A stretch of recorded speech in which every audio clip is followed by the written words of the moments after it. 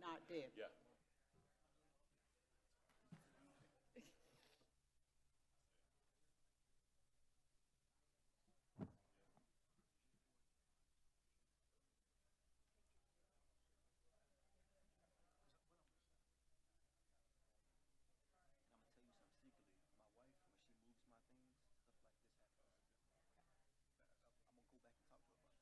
Yeah. I would have saw it if it was where it was supposed to be when I left. She decided obviously it should have been somewhere else. I do the same thing. I'm sure my husband has the same remark. I'm guilty of it.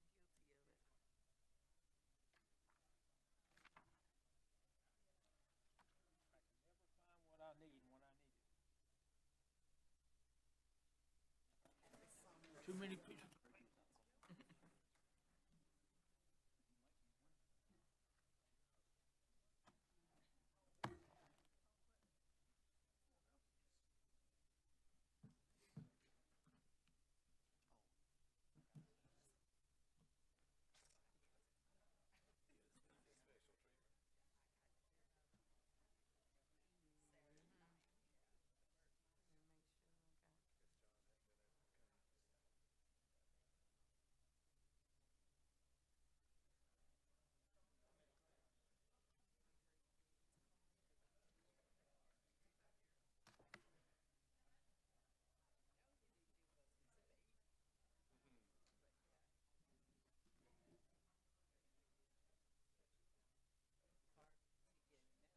Who are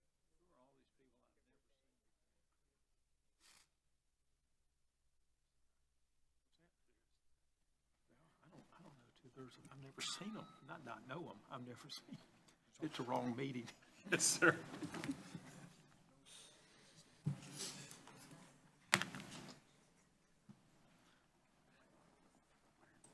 You will eventually know most of the people, but not today.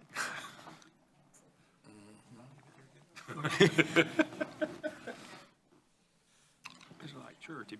Yes, sir. If you're there and you don't know about you in the wrong building. Good afternoon, everyone. I'm Alan Joynes, Mayor of Winston-Salem, and I call to order this meeting of the Winston-Salem City Council meeting as a committee of the whole, and would ask City Clerk to call the roll, please. Councilmember Joyner. Present. Councilmember Clark. Here. Councilmember Andrew Bowen. Here. Councilmember Scipio. Present. Mayor Pro Tem Adams. Here. Councilmember Taylor. Present. Councilmember Hall. Present. And Councilmember Burke. Here. Thank you very much. We're all here, ready to go. The council members, we are, I guess, experiencing still some issues with our voting system there, so we'll do all the votes today by voice vote. Each of the committees, I'll call on the chairperson of each of those committees that will handle the discussion of the items related to the committees that they chair. So without objection, we'll move to the Public Safety Committee and recognize Councilmember Scipio. Thank you, Mr. Mayor. Well, welcome to the most magnificent Public Safety Committee meeting. We only have one item, which happens to be approval of our minutes. So I hope the committee members have read your minutes, and if so, I would entertain a motion for approval. So move. Second. All in favor? Aye. Aye. Wonderful. Thank you for a most magnificent public safety meeting. Thank you, Councilmember Scipio. That's a great job moving that committee on through there. Mr. Mayor? Yes, sir. Point of order. I'm assuming for each committee, just the committee members vote. Right. Okay, because you had 8 up there as voting. We're all voting on it. We're all voting on every committee. Okay, thank you. This committee. I didn't vote. I'm in favor of the minutes. Thank you. I will now move to the General Government Committee. I recognize Mayor Pro Tem Adams. Thank you, Mayor. Good afternoon, everyone. General Government got a new name. General Government. We don't have to say Community Development, Housing, General Government. I appreciate that. The committee, we have several consent agenda items, and we have 2 general items. Are there any consent items that anyone on the committee or council would like to have pulled? Councilmember Scipio? I'd like to pull C3, C7. Any others? May I have a motion, please? To accept the balance. I move that we accept the balance of the consent items. A second. It's been moved and properly seconded by Councilmember Hall and Scipio to, Jordan. you made your Second. I apologize. No worries. It has been moved and properly seconded by Councilmember Hall and Councilmember Joyner. All those in favor, let it be known by saying aye. Aye. All those opposed, like sign. Thank you very much.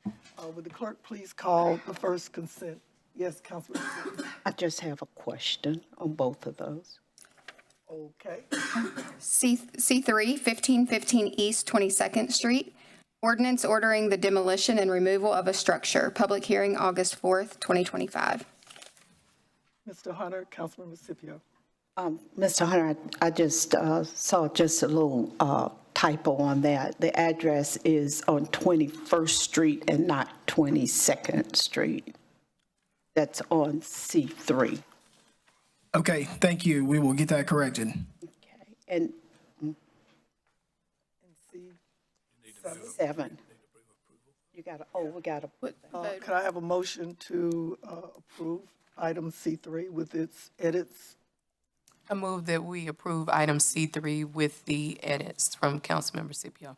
It's second. Moved and properly seconded by Councilmember Hall and Councilmember Joyner. All those in favor, let it be known by saying aye. Aye. All those opposed, like sign.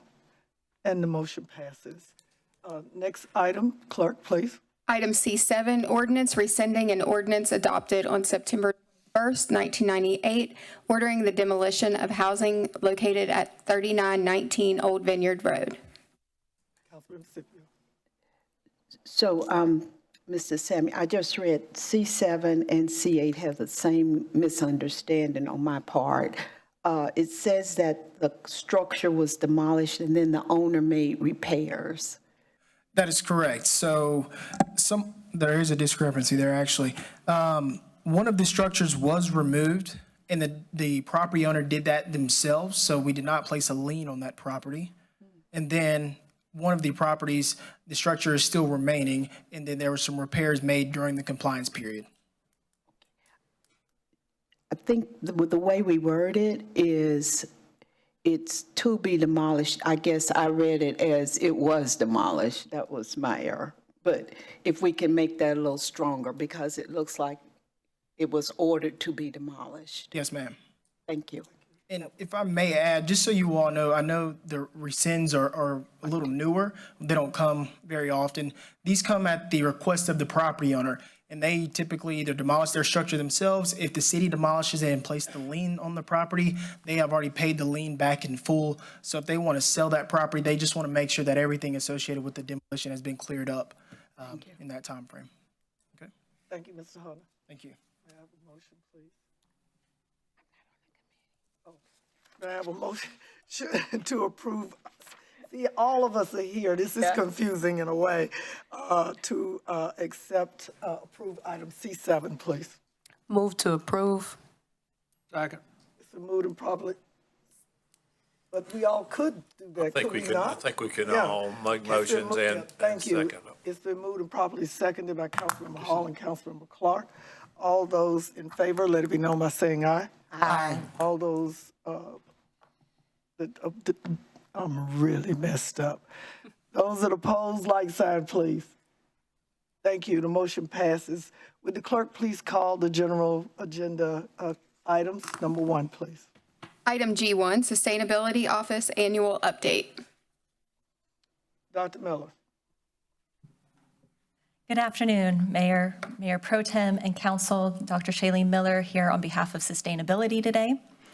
And thank you for this opportunity to provide the annual update. It's been a year and a half since I've stepped into this role, and I'm happy to show that we've completed a full year of coordinated work.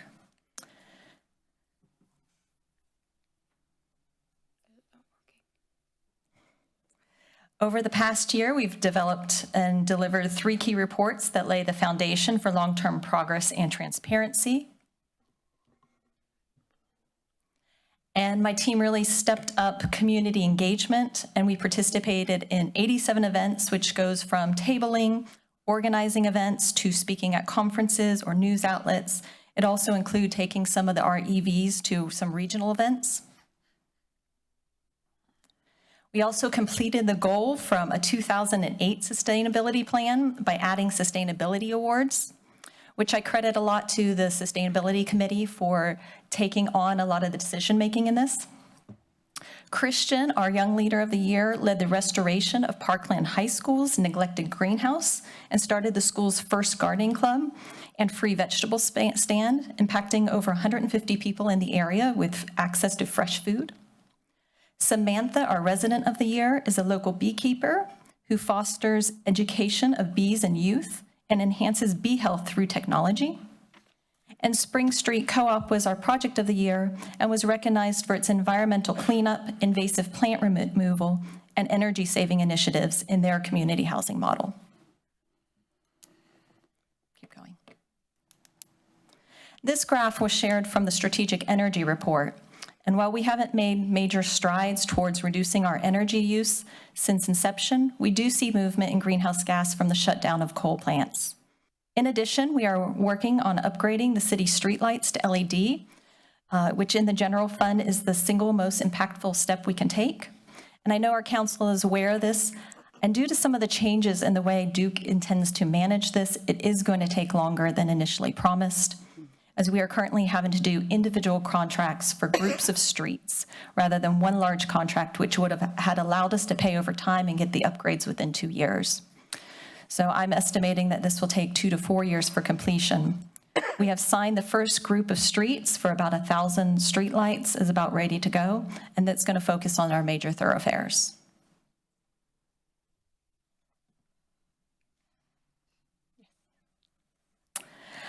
We have also had a full year of production on the Stewart Building for solar, and we've also received bids for 2 fire station solar rooftop installments that we're working through right now. Through Keep Winston-Salem Beautiful, we received a grant for a solar charging table, so this can charge your devices while you sit there and work. It's a $16,000 grant that will be going into Marshall Plaza this summer. Around this time last year, we were just getting in the Teslas, and we have continued to add EVs through 3 Ford Lightnings and another 6 vehicles through our EECBG grant. And fleet's also adding to the total number of hybrids in the fleet. To support our fleet charging, we've installed 15 plugs. We also have applied for a grant at Lowry that would include a level 3 charger that we're waiting to hear about. I have been warned there's been a lot of applications though this year. Our department also provides supplemental fleet support by making these getting started guides for each type of vehicle and including maps that show the employees the range for one-way and round trip.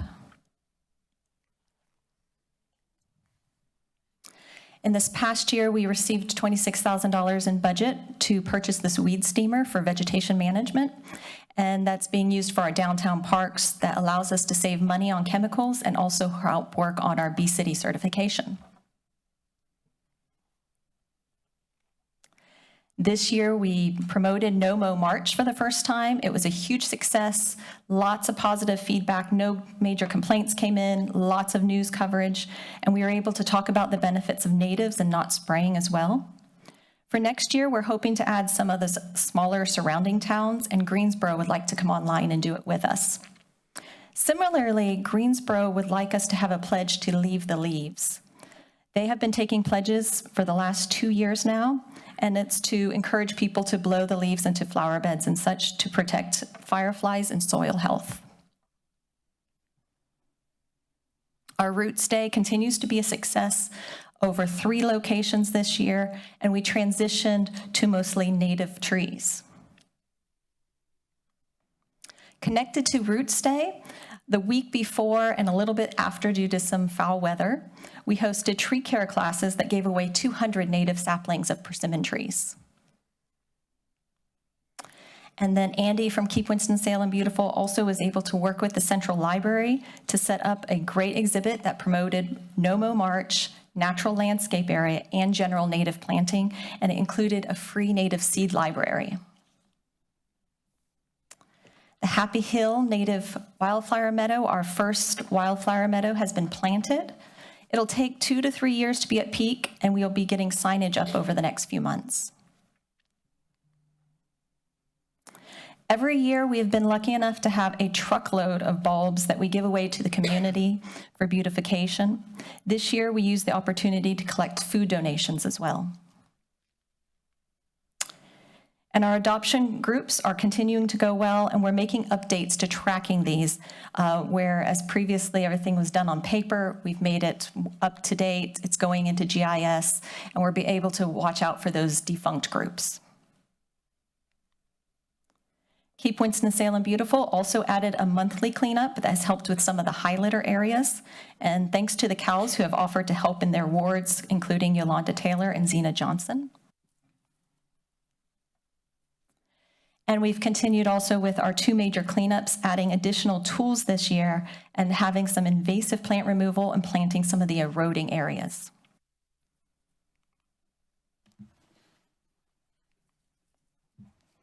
The hydroponics contract is reaching the end of its 2-year term. We are waiting on Hope right now to let us know if they're ready to continue with the optional 1-year extension. Quarterly, they send out a report that shows what has been grown and given away as seen here. In response to our food resilience report and hearing that our community partners needed additional communication, we started a quarterly newsletter that is specifically aimed at helping partners connect with resources and one another, and this too has had very positive feedback so far. On the resident side, we are trying to provide an outreach series along with developing additional handouts that show community resources, and these are some of the dates we have coming up. In coming months, you may start to notice the changes to recycling and trash in some of the city offices. We piloted the program in a few buildings along with the manager's office, and it's worked well. This will hopefully increase recycling while letting employees take responsibility for doing so correctly. It will also cut down on plastic liners, and it's given us an opportunity to offer composting in some of our break rooms. Citywide contamination has dropped 4% in the last year. We did change not picking up shredded paper because it was confusing since that had to be bagged, and plastic bags are our worst contamination. And for the fun is May 3rd, we had our first recycling regatta to raise awareness for recycling and contamination. It was a fun event, both Friday before we did it amongst and between city departments, and Saturday for the community, and we plan to host it again next year. And that is it, and I'm open to comments and questions. Thank you. Thank you so much. Are there any questions from the council? Councilmember Hall. Yes, thank you, Dr. Miller, for that report. I do have a question about the solar tower that will be placed in Marshall Park. Did you say the timeline for that, for installation, or has it already been installed? It is planned to be installed mid-July. Thank you. Councilmember Andre Bowen. Thank you. Thank you, Mayor Pro Tem. I apologize for not kind of send this to you earlier for a question, but a lot of the people who come in for comments here talk about the cost saving for a lot of our electrical, moving over to solar and to electric vehicles. Do we have any kind of report of the things that we're currently doing that have shown any cost saving? Most of the payback for our solar is long-term. Okay. So it pays off in about 15 years or towards the life of the product. In terms of EVs, it depends on how many miles it gets driven and the initial cost. Some of the vehicle purchases, like Ford Lightnings right now, are very cost competitive. They come in very close, often better than the hybrid. So in that cases, we have a lot more savings than we might have for other types of vehicles. Excellent, thank you. Councilmember Scipio. Thank you. Love the report. Those plants at the hydroponics look beautiful. Are they available for the public to buy? I don't believe they only produce what they give away into the community. They do have a market that they run once a week out of the Hope facility that they bring in both from hydroponics and from their other place in the valley. Thank you. Dr. Miller, thank you and your staff and the department. I was lucky enough in 2008, the mayor appointed me to the first sustainability committee. And we had very high, lofty goals. We were very diligent.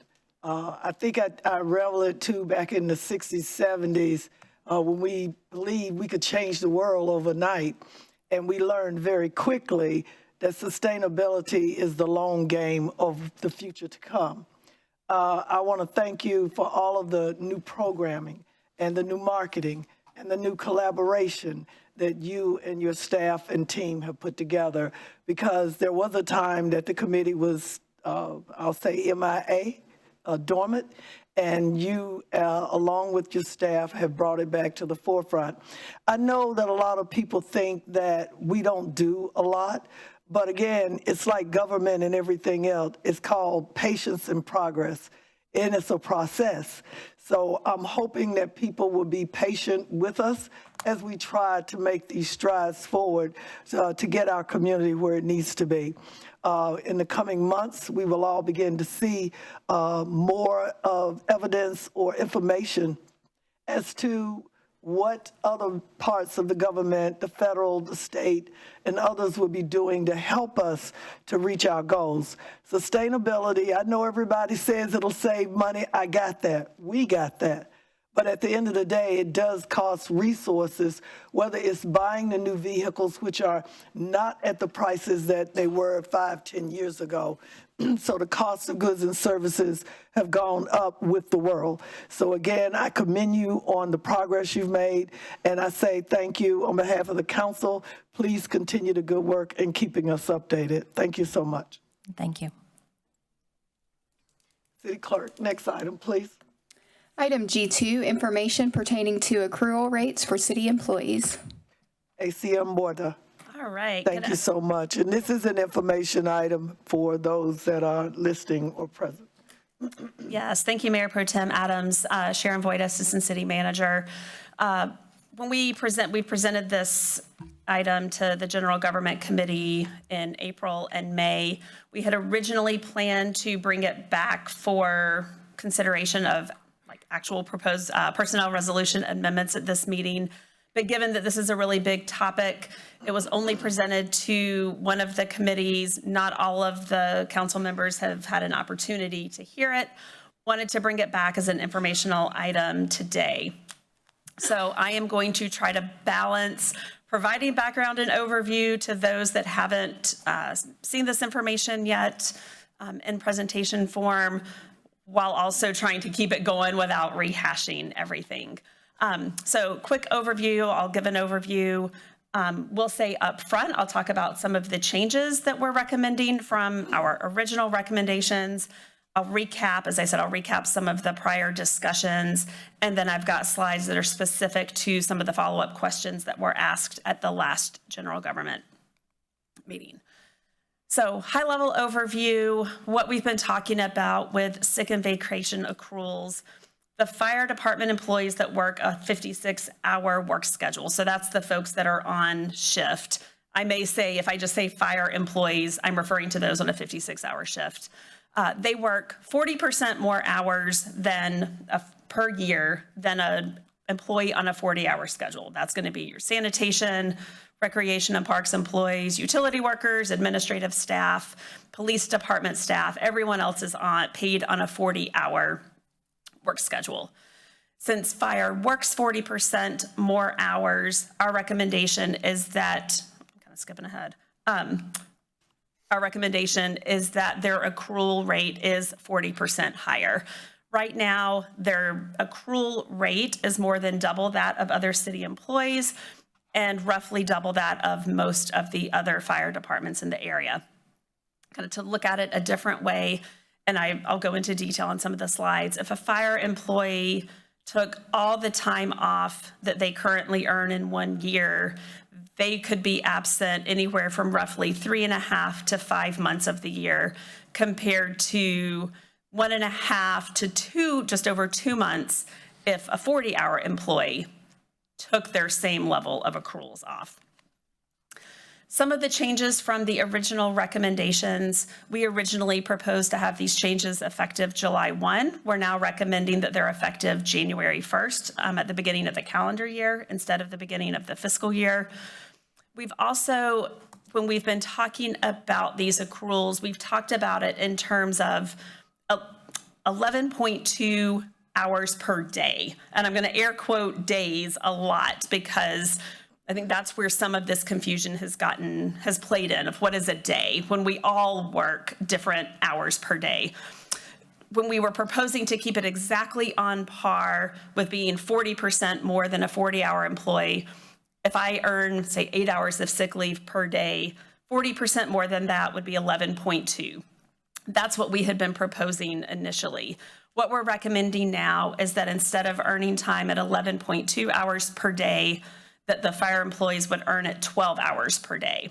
So that's half of what they're getting now, and that's consistent with the rate that was in place in 2015 when council approved an increase to effectively double the sick accrual rates. Also wanted to confirm, this question came up at the last meeting, but make it very clear and confirm that we're not recommending any changes to existing accrual balances. It would only be effective going forward. So I'm going to agree, you'll see in the, what was that, top left corner, I've tried to identify what information is a recap that's been presented, either the exact same information or same information just presented a little differently in prior meetings. For each of these vacation and sick accruals, I've shown both graphically and in terms of the number of hours. A 40-hour employee earns as a percent of their annual work hours versus fire. So all of the orders in each of these tables is the same. The 40-hour employee is the top. The middle bar that has like the dashed lines, that is to show what we're proposing now at the rate of 12 hours per day. And then that bottom bar that is the largest, that is what fire is currently accruing. For those that haven't been part of the discussion, we've talked a lot about sick and vacation. And vacation, I've shown the bookends of how much time you accrue in vacation as a first-year employee or an employee that's been here 20 plus years. We have like 6 different kind of accrual buckets, and an employee accrues more time off the longer you've been here, but we've just shown those bookends. In the first year, an employee accrues 10 days per year, and it's 24 days at 20 years. So that previous chart was showing how the fire accruals compare to other city employees. This chart shows what their accrual rates, and this is per pay period, a fire employee in Winston-Salem makes compared to other comparable fire departments. I have pointed out that this is, when you're looking at vacation, this is for that first year of service. So this is what that looks like now based on the current accrual rate of 24 hours per day.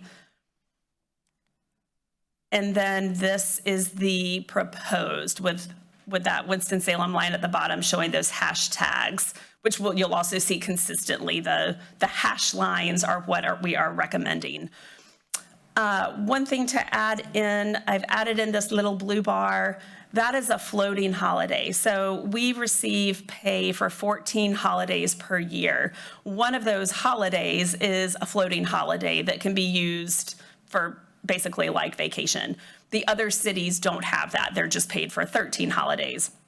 So I have added that into the vacation bar. That brings our rate, again, this is for first year of service, to roughly 5 hours per pay period. I don't have it in this presentation. In the last presentation, I did show what our accrual rates for every one of those bands is compared to the other cities. We are a little bit lower, more like 1 day off in that first year of service, but then we catch up in the future bands. So this is the number of months an employee could take off if they used a full year of accrued time off. So I said in that original overview slide that if you're a brand new employee, so this would be your first year vacation, your first year earning 10 days vacation. If you are Jamie, does this have a little pointer? Okay. So the top dark brown bar for a new employee, 1.7. So that means for a 40-hour employee, like if I took all of my sick, vacation, holiday that I earned in a year, I'm in my first year, I could be absent and take off about 1.7 months of my 12-month work schedule. That same new employee for fire, they could be off 3.6 months. Fast forward to if you've been here for 20 years, earning 24 days of vacation. For a 40-hour employee, you could be off about 2.3 months per year, and that's just under 5 months for fire. So just another way to show that disparity in the accrual rate for the fire employees versus the other 40-hour employees. I looked at last calendar year and kind of used that 2.3 months as a benchmark, that if you were a 40-hour employee that had been here for 20 years and you could take 2.3 months off per year.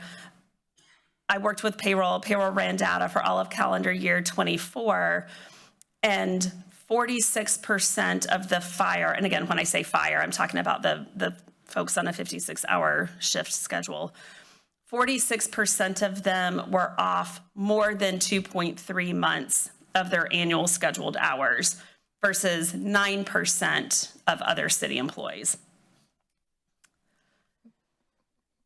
So to kind of look at this as from operational and financial impacts in the near term, from both an operational standpoint and short-term financial impacts, if you have with higher level of accruals, they have the ability to take more time off, which means you're calling in other employees on an overtime basis in order to maintain minimum staffing. So you have that operational impact, but then in the short term, there's also that impact on your annual operating budget.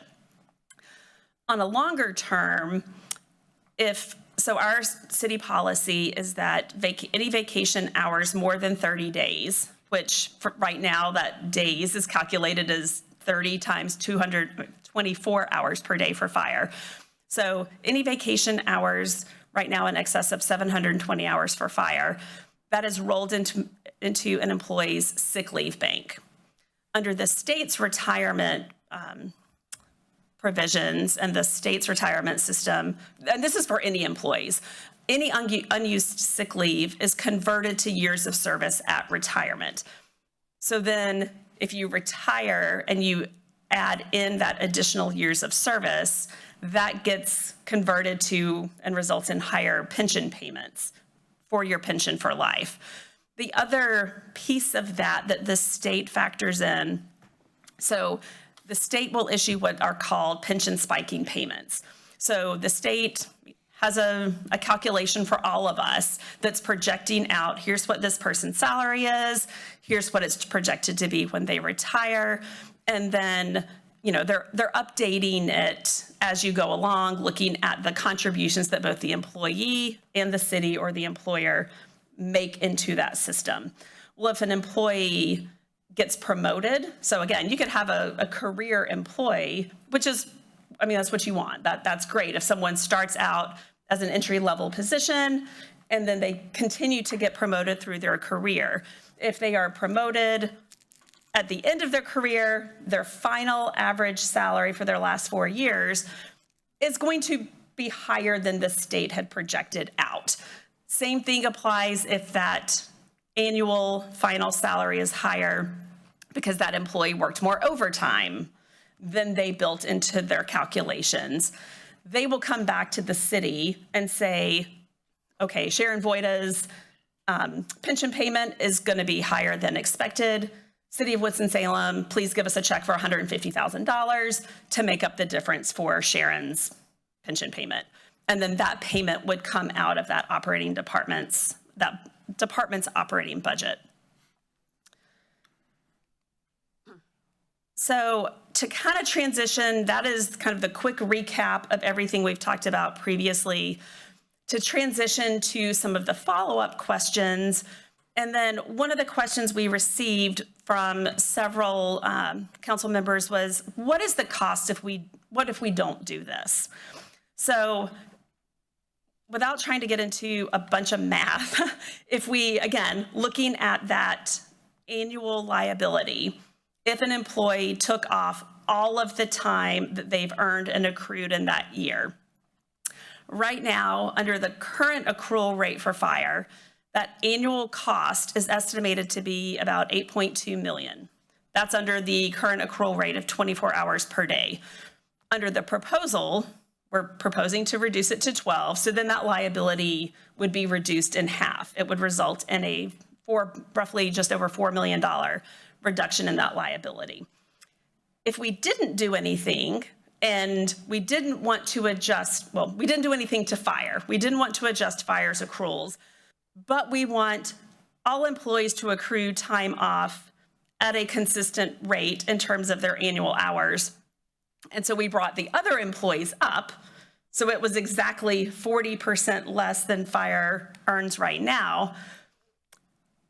That would result in an additional $22 million annual increase in our liability. So that is comparing, it's the same formula basically of looking at all the other city employees, what that estimated annual cost would be if we used all of our time, then comparing, which is like 19 million, comparing that if we increased our rate to be just 40% less than fire, since fire works 40% more hours, that would result in an additional 22 million annual liability. This slide is a follow-up to one of the questions that Councilmember Andrew Bowen raised at the last meeting, and that was how many days an employee has to work to earn 1 day of sick leave. But rather than focusing on looking at the number of days, to compare apples to apples, it's clearer if you look at the number of hours worked rather than the number of days, because all of our employees, even those on a 40-hour schedule, are working different shifts. We've got employees paid on a 40-hour schedule that work, like Monday through Friday, 8 to 5. They can work 4 10s. We have police that works a 12-hour shift. So everybody is working a different number of shifts, which is why I keep air quoting when we talk about days, because a day to me is different than a day to a police officer that's working 12 hours a day, but we're paid on that 40 hours a year, 40 hours per week. So a 40-hour employee would work 173 hours in order to earn 8 hours of sick time. Under the current accrual rate, fire would work 81 hours. So would work less than half the number of hours. Under the proposal, fire would, since we're proposing 12 hours per day instead of 11.2, it's a little bit less than the 40-hour employee works. If we were keeping that recommendation at 11.2 hours per day, their number would be the same, but it just comes in slightly less under this new recommendation. That also gets to, and I think hopefully addresses the question or comment that you made, Councilmember Scipio, at the last meeting, that you said you wanted it all to be the same. For every hour you work, you earn X number of hours. So this proposal, and again, showing it in terms of that number of hours instead of days, I think demonstrates how we're trying to get those on par. So this is gonna be a lot of numbers, so bear with me.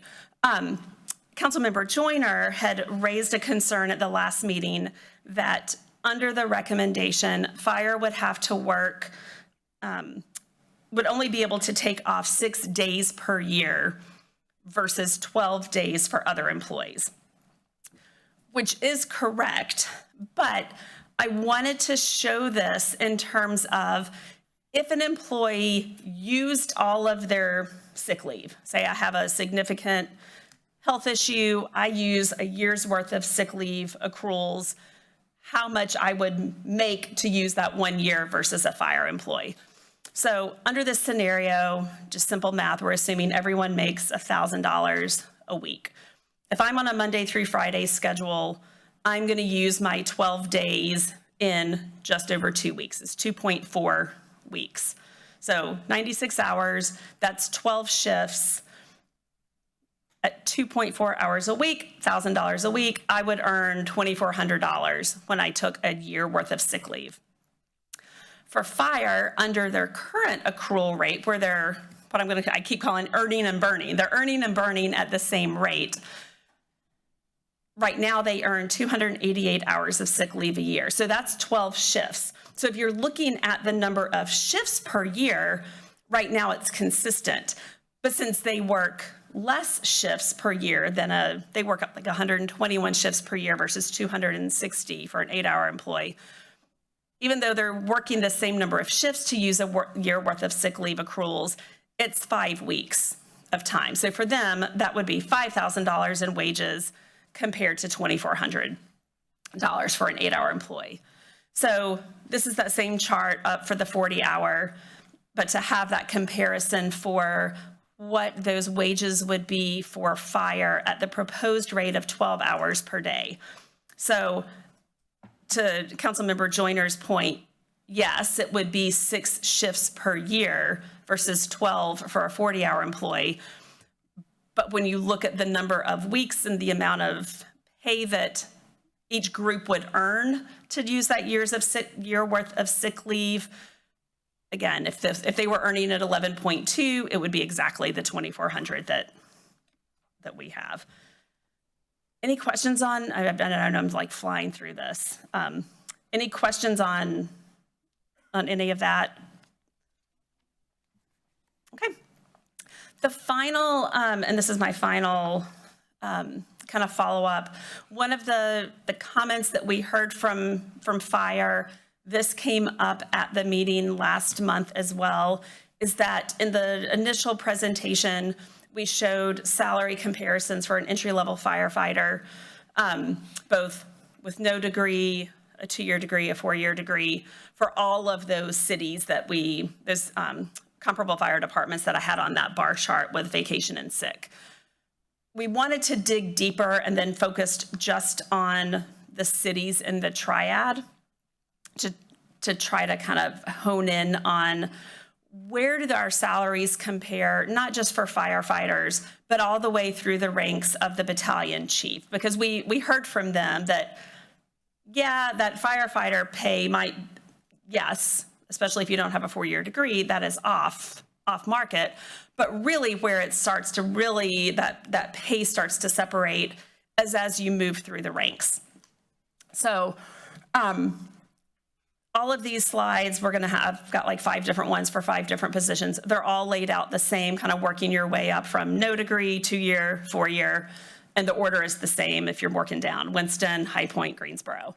I will point out that when we did our compensation study, it was implemented last fall. It was based on analysis from data from fiscal year 23-24.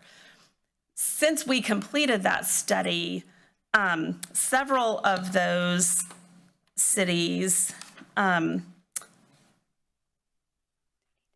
was one, but in even this comparison, High Point and Greensboro have both implemented comp studies since then.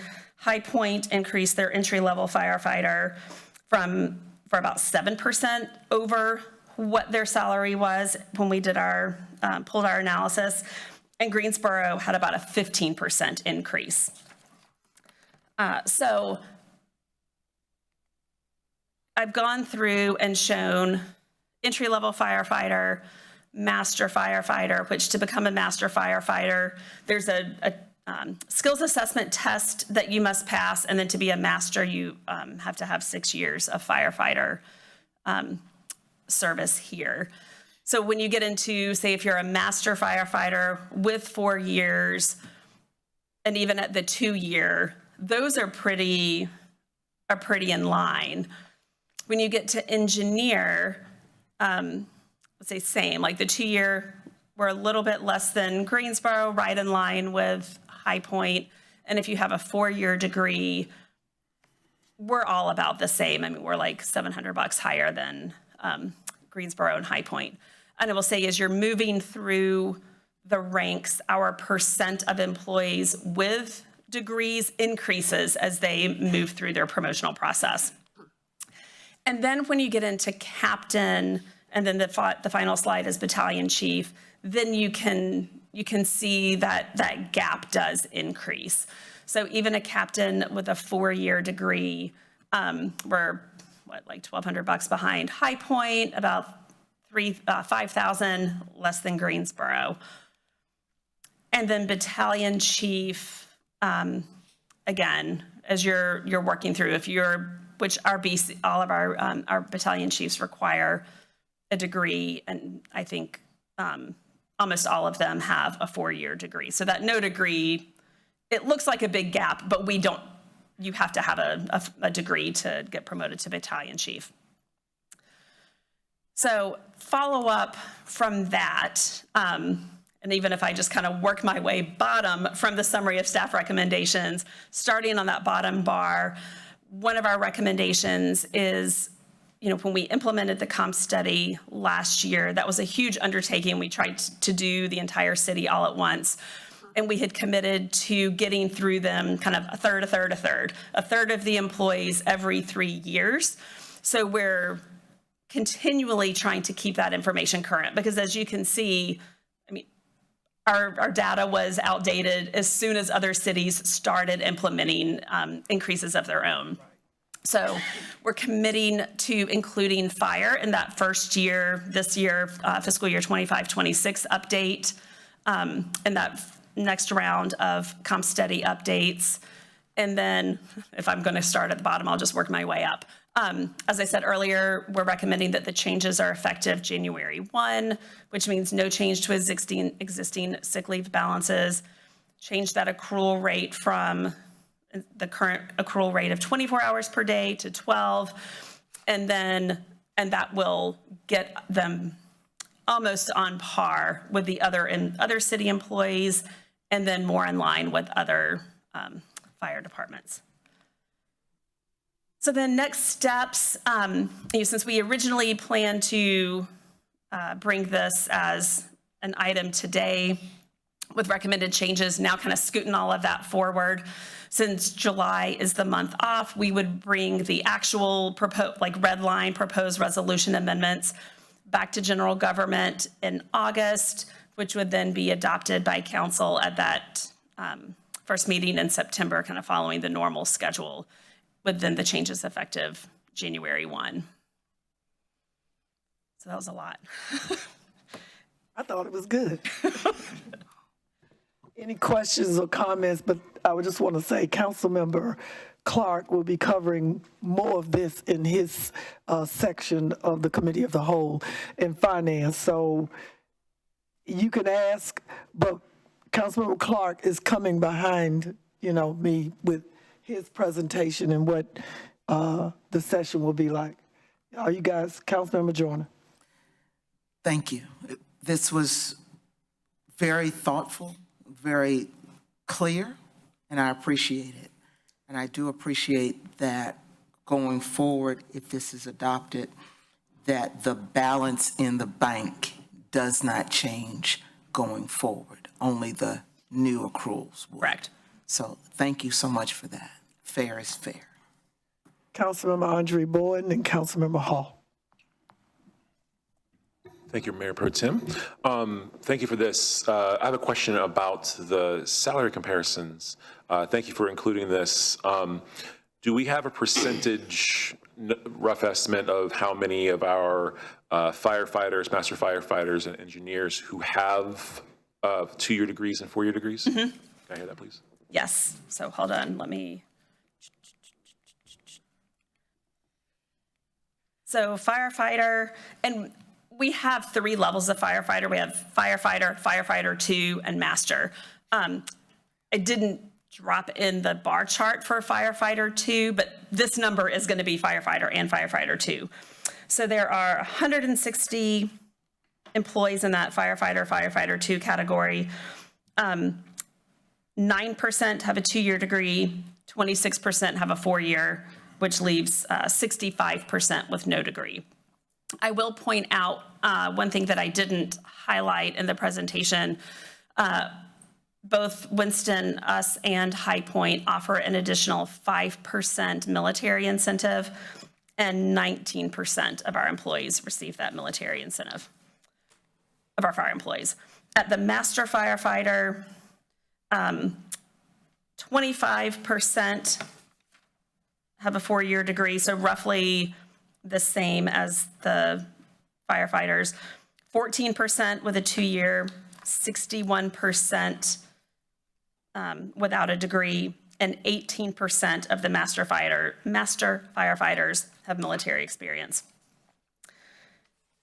Engineer, 23% have a 4-year degree, 26% with a 2-year, 51% without a degree, and 4% with military. And there's 70 engineers. Captains, we have 72 captains. 38% have a 4-year degree. Did I say 40? 38 have a 4-year. 40% have a 2-year.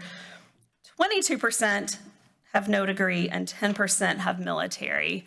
And then at the battalion chief, there's 13 BCs.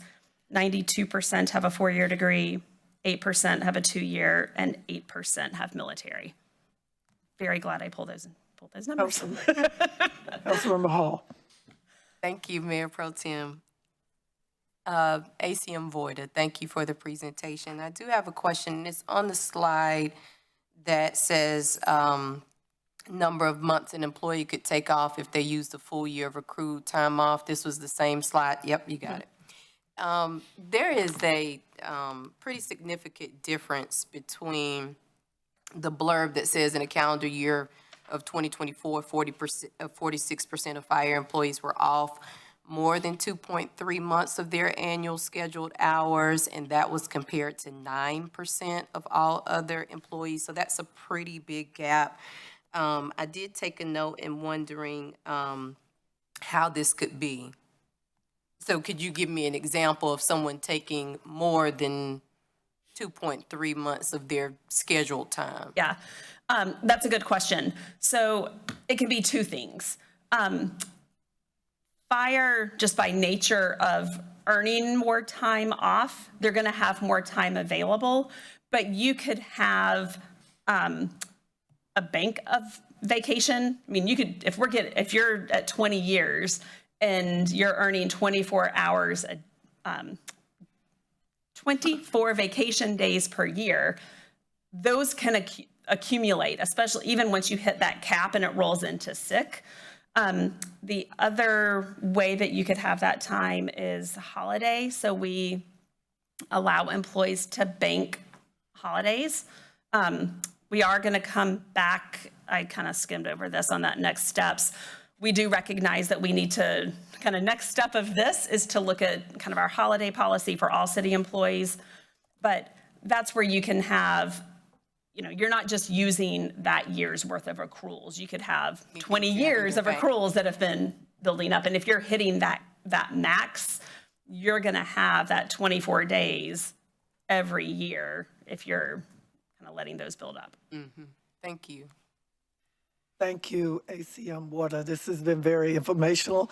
I commend you, the staff, the team, for trying to make this as comprehensive and understanding, for not just for us, but for the public as well. Councilmember Chair Clark will finish in this conversation or carry it on when we get to Finance Committee. Thank you so much. Thanks. Thank you, Mayor Pro Tem. Now I'll move to our Public Works Committee, and I recognize Councilmember Burke. Thank you, Mayor. On the Public Works agenda, good afternoon, everyone. On our Public Works agenda, we have 4 consent agenda items. Council members, are there any consent agenda items you would like to have pulled? Okay, Councilmember Scipio would like to have C1 pulled. City Clerk, can you read C1, please? Take a motion on the balance. I'd make a motion to approve the balance. Is there a second? Second. Thank you. The motion has been made and approved. City Clerk, can you read? We have to vote on it. Can we take a vote on approving the balance of the consent agenda? All in favor in approving? Aye. Any opposed? Okay, it passes. Thank you. City Clerk, thank you. Item C1, consideration and approval of the 2025 traffic calming projects in the southeast and east wards. Okay, we have Reed Hutchins. Mr. Hutchins, thank you for giving us this presentation. Did you have a specific question? Yes. Councilmember? Okay. Yes. Love to see our traffic calming projects because residents need to continue to understand that they can have this done in their neighborhoods. I had a question on Exhibit D, Pleasant Street, traffic calming. This is just for my understanding of what's going to happen on that one. It looks like there are no speed bumps. There's just going to be traffic signs, stop signs.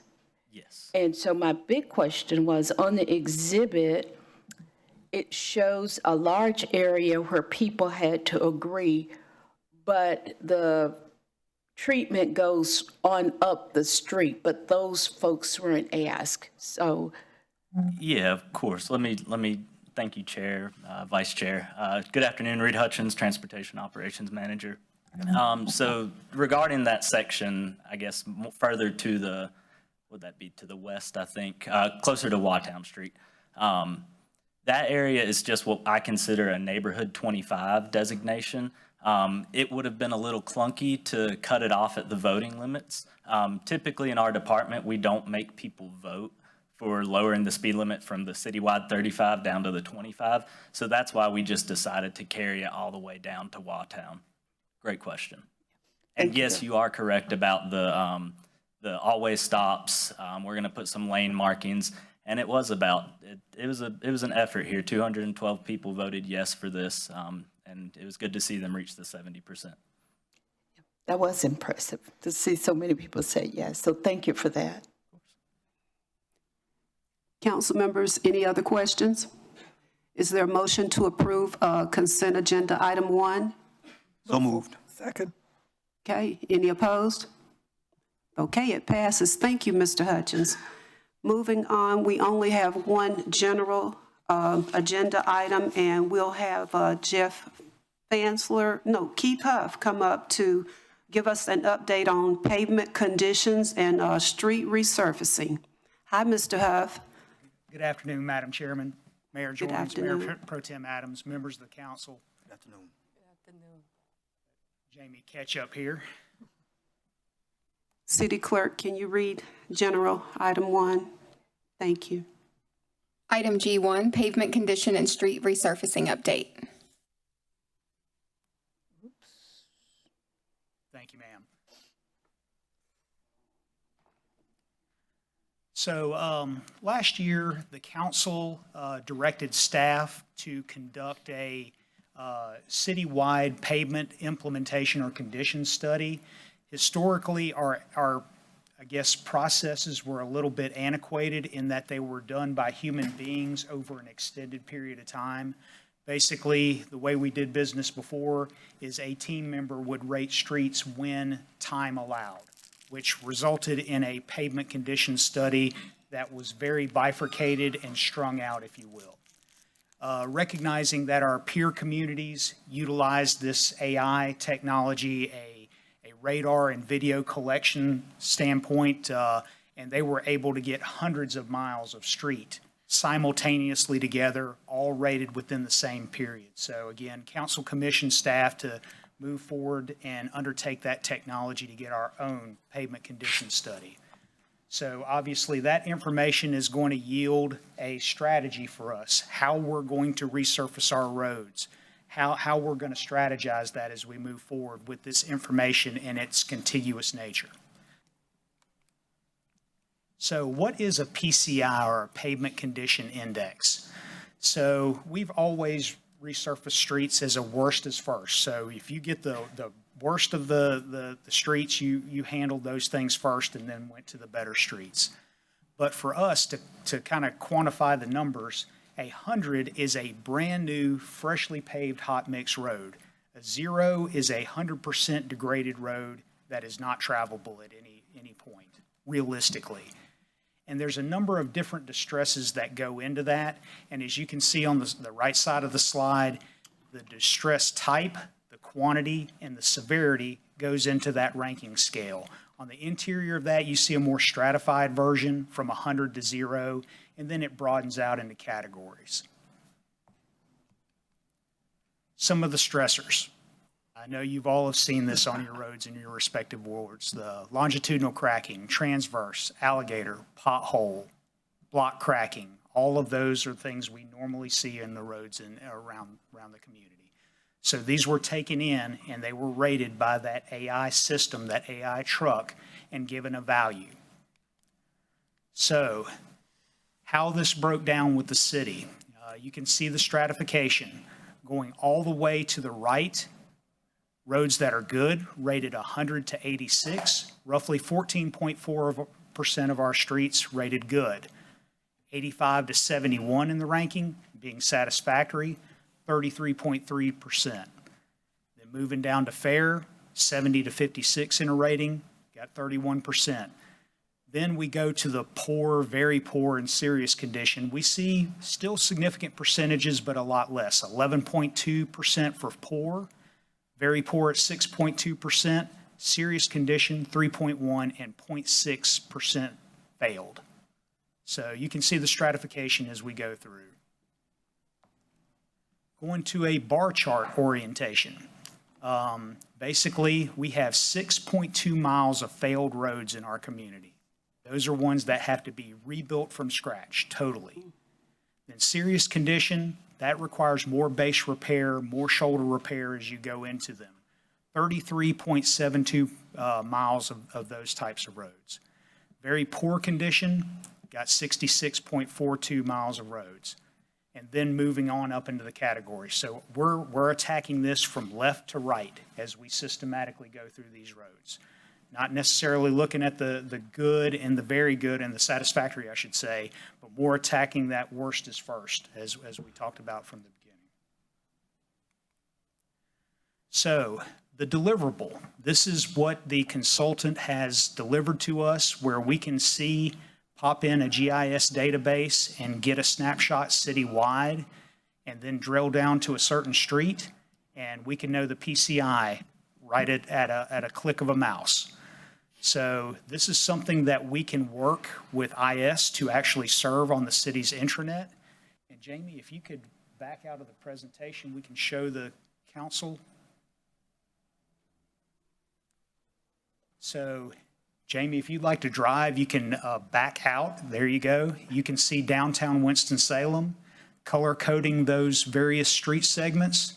And we can actually click in on any one of those to see what our data selections are. So, Jamie, your pleasure. There you go. Grab a red one. So this is 4th Street, West 4th to be precise. If you'd scroll down in that information box, we can see the PCI there, 75. So that particular segment is rated satisfactory. And any citizen could come in, see what their respective street segment is rated as compared to their peers around them. And again, this could be served on the city's intranet, and in fact, we are working with IS to do so with the consultant. So again, very intuitive, very user-friendly, but it's comprehensive to the entire city. Thank you, Jamie.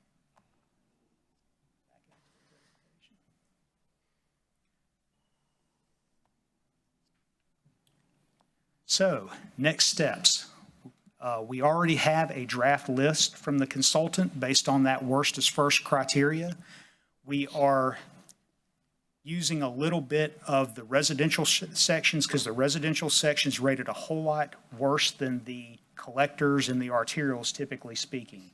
So we're looking at an 80-20 type split for our resurfacing efforts, where 80% would be those pure worst is first categories, and then mincing in some of your residential, or excuse me, your collectors and your larger volume streets. So what we're doing right now is we are shopping that list out to your utilities groups, planning, development services, engineering, to see what kind of conflicts they might have as far as capital improvement projects, utility, water, sewer, or development projects that might come back behind us and cut a newly paved road. So trying to vet out those conflict areas as best we can. And then once we get that vetted out, we will develop those specifications and then bring forward a new list for council to consider moving forward. And as far as this list, this is going to be a very dynamic tool. When we pave several miles of streets, we're going to have to update them. And obviously, those streets that have been rated before are going to degrade over time. So we will be updating this tool on a consistent basis. So that's a quick run through. Happy to entertain any questions you might have. Thank you, Mr. Huff. Any questions? Councilmember Clark? First off, if you could send us directions on how to get to that chart or graph, we will call it. Absolutely. Councilmember Clark, they are in the slideshow. Okay. The link is in the Gotcha. upper right-hand corner. That's all I need. The password and everything is the lower. Okay, thank you. Yes, sir. Second question, just minor, but when I leave here every day, we're in the process of making two-way versus one-way Main and Liberty. Are they going to be repaved? Because they've cut all sorts of. Yes. Okay, thank you. I was going to put them on the list because, folks, we've had to tear the street up to run the electrical lines. It's all the new lights. Anyway. And honestly, sir, they were rated in poor condition to start with before the two-way conversion. So they were going to hit this sooner or later. Anyway. And let me just say, I voted for this proposal when it came through. I think it's a very analytical way to look at it. There's no politics here. It's no, well, why did the mayor's road get paved first type thing. It's purely coincidental that my road got paved this year, just to let y'all know that. But anyway, but I do like the fact that it's analytical and we can budget from it and go forward accordingly. Yes, sir. Thank you. Councilmember Scipio. Wonderful. This is exciting that we have another use for AI as we try to come into the 21st century. My question in the Exhibit A is a draft resurfacing list. That's what you're going to propose first, and these are, the numbers are on the left, say Yes, the ma'am. condition of those roads. That's exactly right. That is our draft list that we are working with our peer departments with to whittle down those conflicts and then provide to the resurfacing contractor to move forward. Yes, ma'am. Was there a point of where you cut off, where you said we could only do so many roads this year? And so this is what, how did we come up with that particular list? Absolutely. Councilmember Scipio, great question. This is based on our budgetary allowance, what funds we have available to spend. And these are also the areas where those power funds might be impacting. Yes, ma'am. There's legislation that would dramatically impact our ability to resurface streets. Okay. Thank you. Any other questions? Thank you, Mr. Huff. That was very informative, and this was an information update, so we will not be voting. That concludes the Public Works agenda. Thank you. Thank you, Madam Chairman. Now turn the meeting over to Chairman of the Finance Committee, Councilmember Clark. Thank you very much. I think we're the last committee up. And by the way, you haven't said it, we do go into closed session, so that's coming up as well. We'll start. Are there any items anyone would like pulled from the consent? C2. What's that? C2. C2. I move for approval of the balance of the consent agenda. Do we have a second? Second? We have a motion, a second to approve the balance of the consent. All in favor, say aye. Aye. Opposed likewise. Thank you very much. We will now do C2. If the city clerk will please read that one. Item C2, resolution awarding annual blanket purchase orders for sole source vendors. Chancellor, you're up again, sir. Could you please introduce this for us? Happy to. Thank you, Mr. Chairman, Mayor, Mayor Pro Tem, Member of City Council, and Committee of the Whole. Jeff Answer, I'm the Director of Transportation, but was asked to cover this item because a number of these vendors do support WISTA and Winston-Salem DOT services, so you see that in the attached list. But the bottom line is annually, we take an item to be considered for sole source purchases throughout the departmental needs, each department, respective department for the city, largely because of the nature of the product or service that we're rendering is sole source in nature, meaning a couple things. Number one, the product is proprietary to the work that we deliver, meaning they're the vendor that can provide that particular good or service that we're trying to procure, and typically there's a justification for that.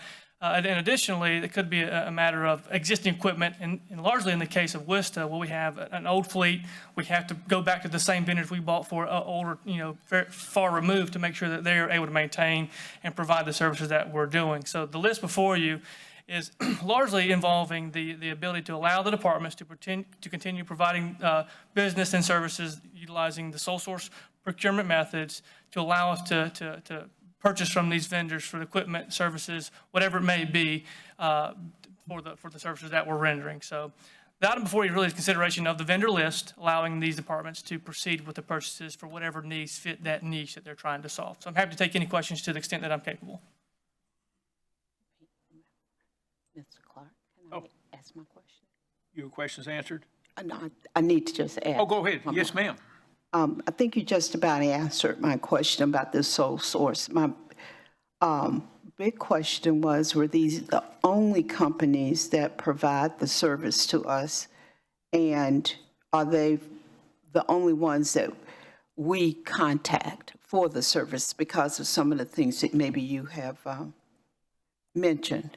So I'll answer this. In particular, I'll give the context for the things under my purview with Winston-Salem DOT and WISTA. So these are largely, they are the sole provider of the equipment that we may need, or they are the sole company that can maintain the equipment that we've already purchased.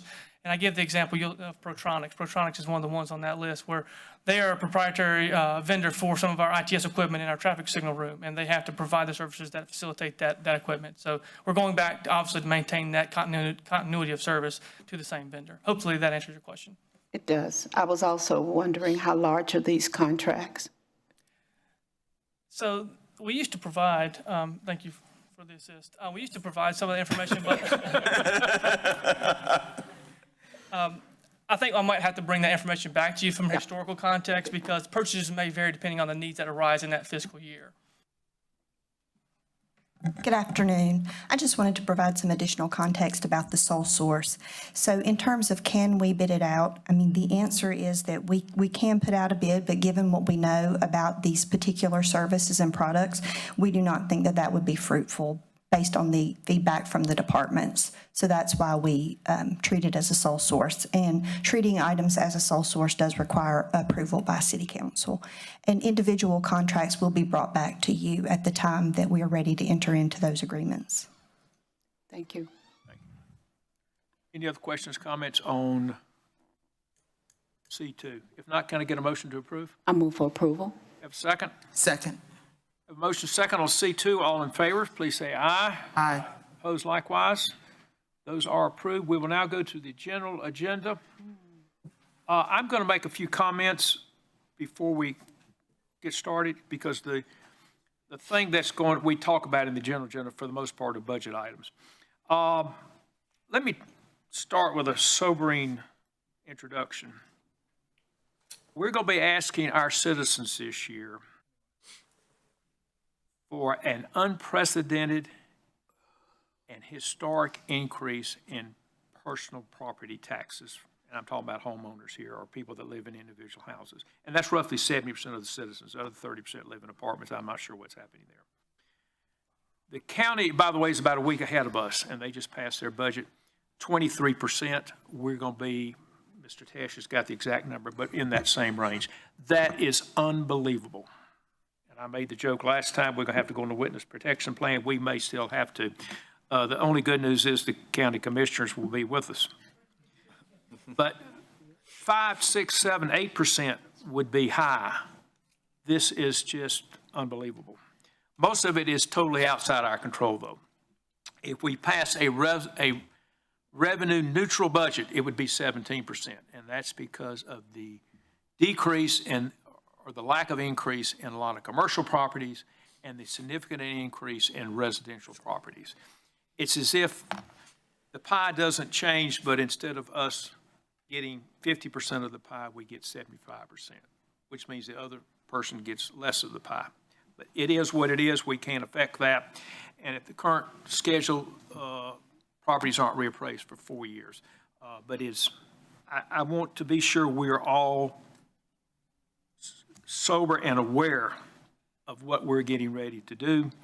And for that reason, I think we have to be absolutely sure that we're giving our citizens good value for their money. The new folks here haven't heard my sermon yet on return on investment, but I preach it all the time, and that is, are you getting a good deal? Are you getting value for the money we're spending?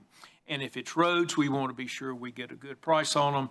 If it's cutting the grass, we want to be sure they do a good job cutting the grass. Whatever it is, we want to be sure we're getting value of it. And I just want to introduce that with it. Having said that, I did have the opportunity to talk with everyone up here, including the mayor, to get y'all's comments on this and that on the budget. The only specific item I've asked the folks to address today is I did ask for a 0.8 cent reduction in the increase. Remember, with the revaluation, we developed a new revenue neutral number, which would generate the amount of money we would get if we had not revalued. And the original was 4.8 cents above that. I've asked for a reduction of 0.8 cents. Mr. Tesh is going to do his presentation in a minute, and he's going to go over where that hits in the budget, or his recommendations of where it's going to hit. Understanding that whenever you take money out of the budget, there is no, and you take my word, I've been through here, there's no page in here on wasteful spending. The people that call you say, well, why don't you just cut out the wasteful spending? It's not in here. If you want to reduce something, some line item has to take the hit, and they're going to address what that is on the 0.8 cents reduction. That's not huge, but if you look at the 4.8 cents, easily 2 to 2.5 cents is money that we have lost, an income stream that we're replacing with property tax. We only have one knob we can adjust, and that's property tax. We have traditionally paid for a lot of our transit out of its own fund. That fund is out of money.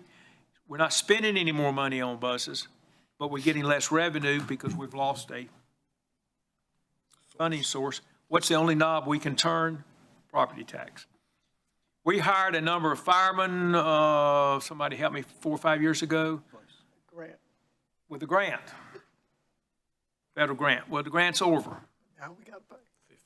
We're not hiring anybody. They were hired years ago. But now we got to replace that grant with the only knob we have, which is property tax. Of the 4.8, roughly, I would say 2.5 of that was replacing existing sources of revenue that no longer exist. It's not spending more money. So if you look at the 0.8% of what's left, it was a fairly significant reduction in that. So we will get to that when Mr. Tesh gets up here in just a minute. Next thing I'll mention, I did try to get most of your comments, and Mr. Tesh sent these out. I happened to print them out. His answers to a lot of your questions, please look them over, and you can ask questions here. Next one I want to mention is, if you have your books, if you'll turn to page XX, and I did this with a lot of y'all, that's Roman numeral XX. Those are the nonprofits, and this money comes from the general fund or occupancy tax. There were a number of questions there. We did not change this page this year, or changed very, very, very little of it. In years past, this one page has taken more time than every other pages combined. I deliberately, or not deliberately, I encourage the city staff to leave it as is, and we will deal with it in just a minute, which I'll talk about. If you want to know how complicated it can be, just look at what happened with the county commissioners. They eliminated it and then had to have a special meeting and put it back in and increase their tax rate accordingly. It is the culmination of years of political compromise, and I will just leave it at that. But what I am going to do, and I've told to most of y'all, by the way, I talked with each one of y'all separately. I can't remember what I told who, so I'm going to repeat some of it. I have asked staff, once the budget cycle is over, on an off cycle, meaning this fall, is for us to look at this page and talk about it and see if there's anything we want to change or whatever. I can assure you that every item on here has an advocate for it. And every item on here has a distractor too. What is my golden goose is your wasteful spending. And that's what makes this page so complicated, and that's why the county commissioners had to deal with it in a special meeting. Anyway, I just want to let you know, I took your comments seriously, particularly the new folks who kept going, what is this? Why is it this way? Why is it that way? We're going to talk about it, but to do it at this time, I think would have distracted from what we needed to do with the rest of it. I will also say in Mr. Tesh's items, I did have him put in here, there are a number of items, several of you asked about some things, that are actually funded from the occupancy tax, and that's the tax on people staying in hotels. We get a portion of it, and in his memo to your email, it lists where that money was spent. There is overlap. For example, Old Salem, I think. Yep, first one on here. They're on this list. And by the way, if you look at this list at the very top, it says general fund or occupancy tax. They're on both. But there are a number of organizations on here that were not on this list because they're funded purely from the bed tax. I also had him put on, for your reference, I think this is important, who the county funded. Some are the same, some are different, but you got all that information. So I just want to let you know. We're going to look at it. I think your comments were well taken, but I am suggesting that we do it at a separate time. We can spend some time on it. Lastly, let me comment on the personnel resolution or the fireman issue, whatever you want to talk about it. I did talk to a number of y'all on it. We do not need to deal with this in the budget cycle. This does not, what they're proposing, the staff's proposing, does not take effect until next January. And by the way, there's a logical reason for that. It's very difficult to adjust vacation policies halfway through the year. How about if I've already taken my vacation and Ms. Joyner hasn't, and we did away with vacation? Well, I'm fine. I've already taken mine. She would lose it. So it's hard to change things like that mid-year, so we're going to do it at the beginning of a calendar year. But one thing I did do, and I did get several comments about, okay, what we're trying to do is equalize a benefit. How about the salaries? I did sit down with the city manager. He's getting ready to start a 3-year cycle. And by the way, this is what we normally do on salaries. We can't do them all in 1 year. We're going to do a third of the employees roughly each year for the next 3 years to take a market look at their salaries. I got a commitment from the city manager that in year 1, which starts in 24 days, right? July 1st, that the fire department will be in the first cycle, along with some other folks. There's roughly 2,400 employees, so if we did 800 a year, that would be the fire department plus another couple hundred employees. But that will be addressed, and it will be addressed promptly. So I think we're looking at employee benefits, then we're going to look at the salaries, and we will certainly see the results of that at the appropriate time. And I thank the city manager for helping us on that. With that, I'm going to ask Mr. Tesh to come forward. Wait a minute. Yeah. Not time. You got 2 items before the Yeah, we got budget 2 items for that. presentations. I'm getting carried away here. Mr. Tesh, get ready. We're going to do G1 first and G2, then we're going to get to you. Item G1, approval of economic development assistance for Project Flower pursuant to NCGS 158-7.1, public hearing June 16th, 2025. Mr. Millett, you have the floor. Certainly, I will ask Scott, do you want me to talk slow or fast? Which would your preference be? Good afternoon, Chairman Clark, Mayor Joines, Mayor Pro Tem Adams, and members of council. This item is an economic development project that is called Project Flower. The company manufactures hemp-derived wellness products such as CBD extract and CBD body care. The company has both domestic and international customers and currently uses contract manufacturing in another state. But this project would bring production in-house to the company. In addition to an existing 12,000 square foot building in Winston-Salem, the company is assessing sites in Maryland. The project has requested financial assistance to reduce the capital outlay for the project. It would create 41 new jobs at an average salary of over $79,000 and a taxable capital investment of $2.95 million over the first 5 years. Examples of jobs at the facility include the areas of manufacturing technicians, sales, analysts, operations, and agricultural technology. Staff recommends performance-based economic development incentives of up to $43,784, which represents 50% of the net new property taxes expected over the first 5 years. Financial assistance is also being considered by Forsyth County as well as the state of North Carolina. If approved, a public hearing will be at next Monday's city council meeting, where of course we will share more details during that public hearing. Both Ellis Kiefer and J.T. Warren with Greater Winston-Salem are here in support of the project. We were briefed in a closed session last meeting, I believe, on this. Are there any additional questions or comments? Is this an action item? Yes. Yes. Okay. Can I get a motion to approve resolution? I move for approval of item G1. Is there a second? Okay, we have a motion second on G1. All in favor, say aye. Aye. Opposed likewise? Thank you very much. We will now go to item G2.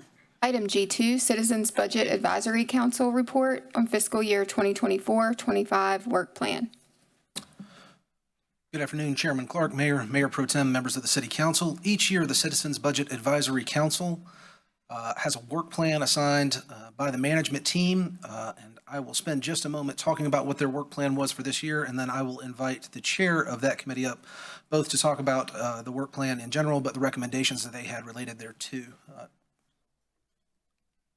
All right. Each year when the CBAC meets, and generally speaking, they meet between the months of October and June as the budget process goes on, I do want to say thank you to that committee during the cyber event for giving us a little bit of grace and doing some virtual meetings off schedule to stay where we were. But generally speaking, they meet and do two things on their work plan. They have a special assignment from the city manager's office, and then what you see on the far right, it is their job to look at the proposed budget as the city manager makes it to city council and make any recommendations on it.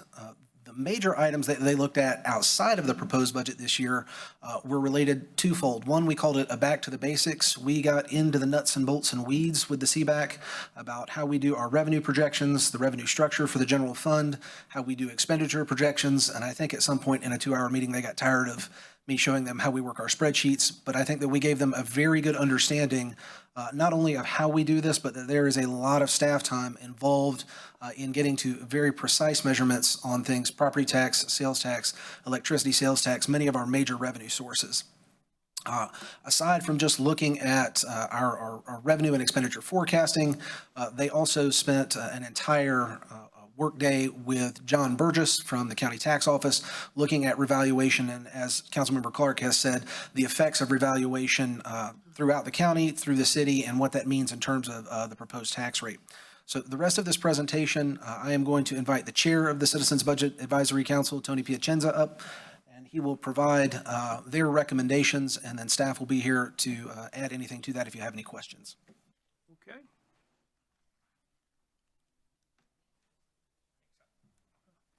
Before we start, let me thank you and your committee for what you do for us. I take very seriously the recommendations that we get out of the Citizens Committee each year, and thank you for your efforts.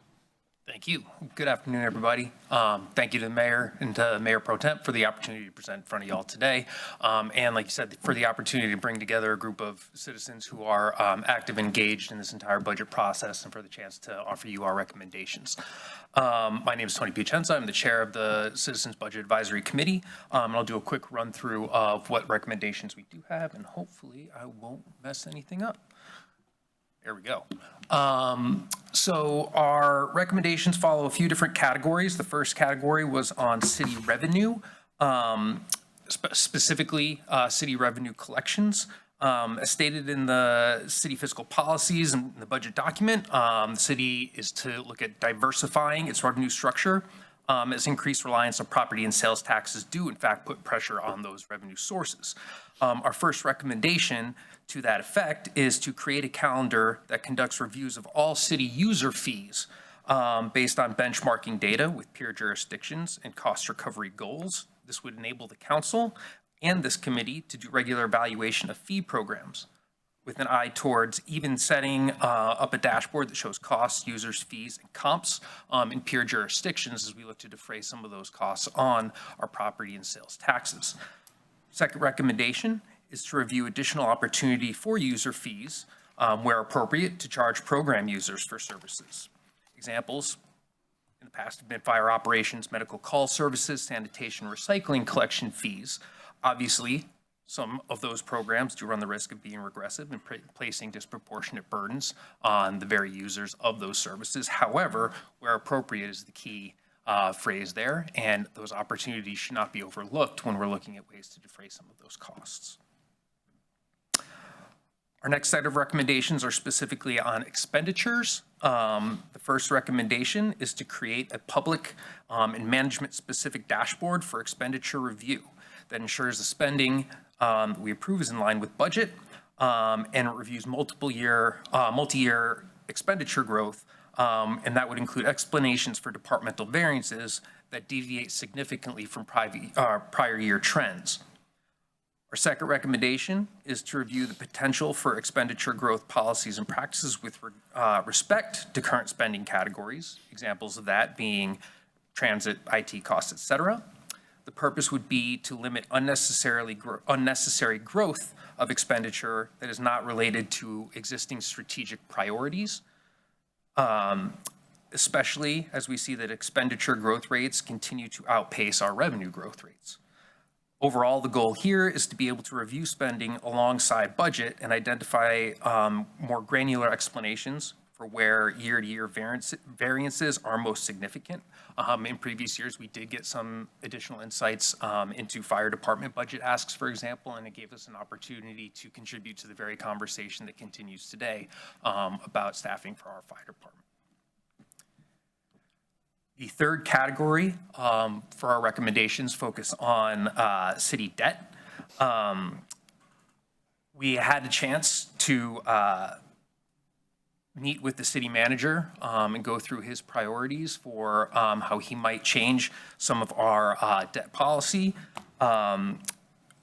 We agree with the city manager's recommendation to eliminate the internal leasing program and move to cash financing and use existing cash balances to finance and the service fund and pay off existing debt, understanding that this would result in significant savings of up to $1 million.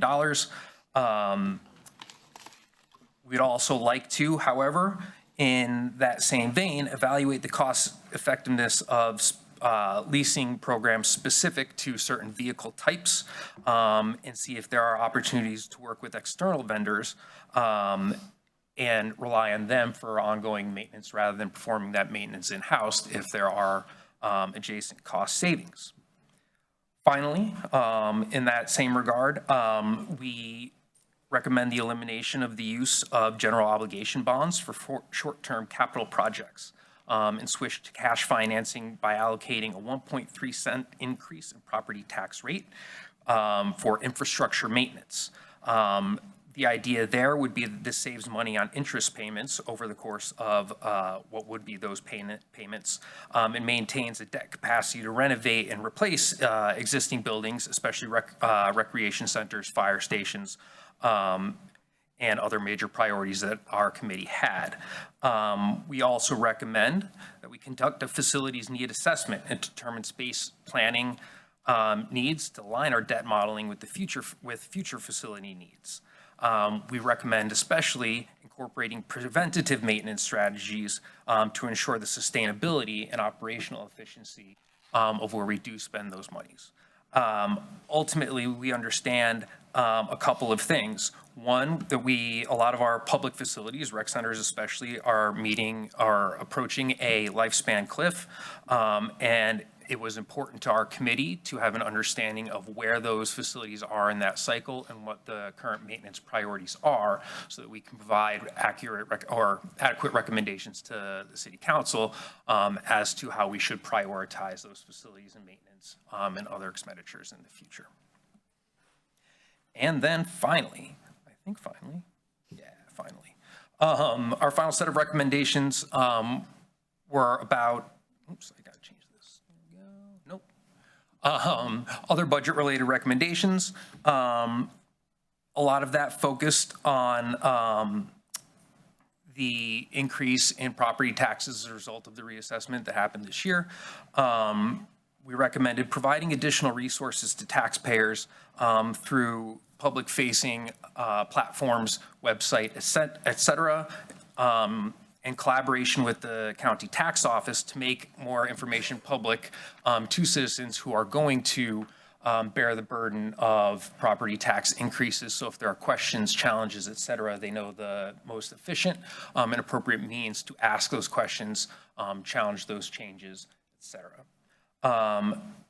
We'd also like to look at enterprise funds, specifically using general fund subsidies to review economic impact and any other strategies that reduce any reliance on property tax increases. As I said in our city debt recommendation, we agree with the city manager's recommendation to eliminate the use of general obligation bonds for short-term projects.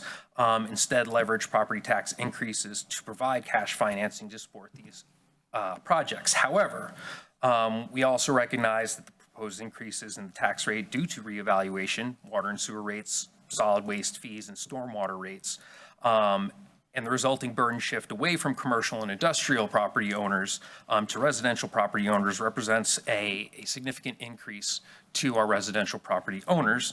And we thus overall recommend a more proactive efforts from city and county officials to provide public services to assist taxpayers in understanding those challenges and continue to work to identify opportunities to pursue alternative funding opportunities that shift the burden away from individual taxpayers. That brings us to the end of our recommendations. I am happy to field any questions that you might have to the best of my abilities, or I will just turn around and ask Scott. Any questions, comments? Okay, thank you very much, sir. Thank you all for your time.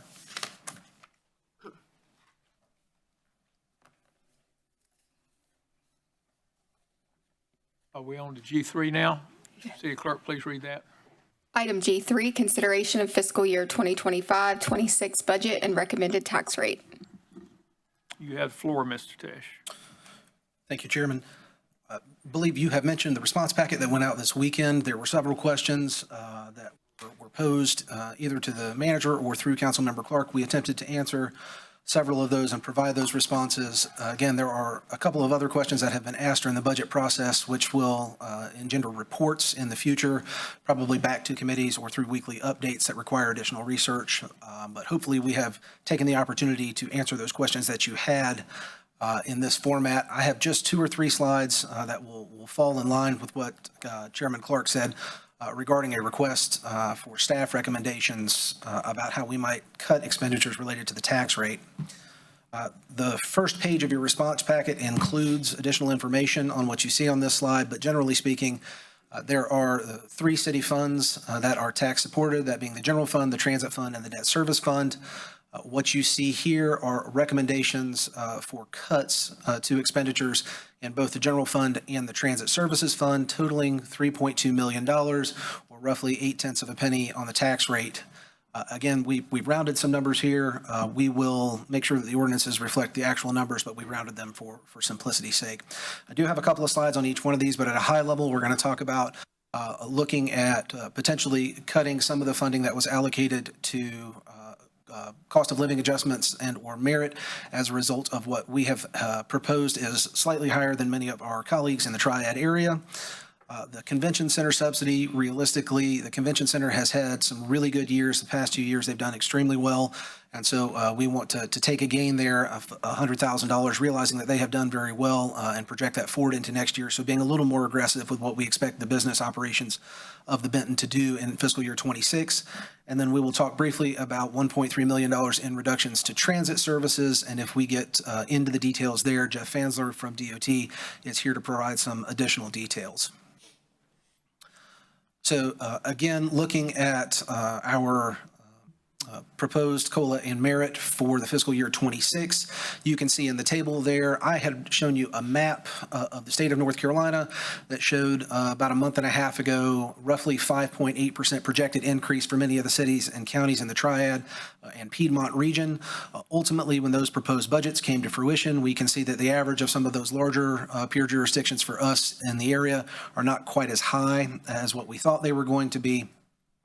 Ultimately, the $1.8 million reduction that we are talking about would provide for a 2% cost of living adjustment and pay scale adjustment effective in the first full pay period in July, as well as a 2% in January, and would also give us a little bit of money, as the city manager has discussed, and ACM Voida, with respect to the 1/3 study, opportunities to make some of those adjustments as necessary during the fiscal year as that information becomes available.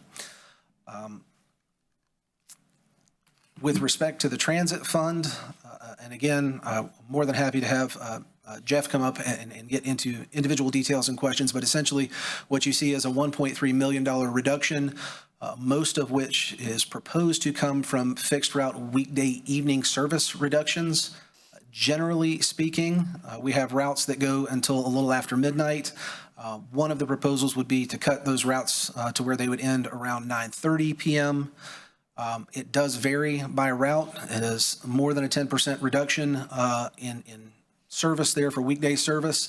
The second bullet point there, or sub-bullet point under the second bullet, is probably the most important.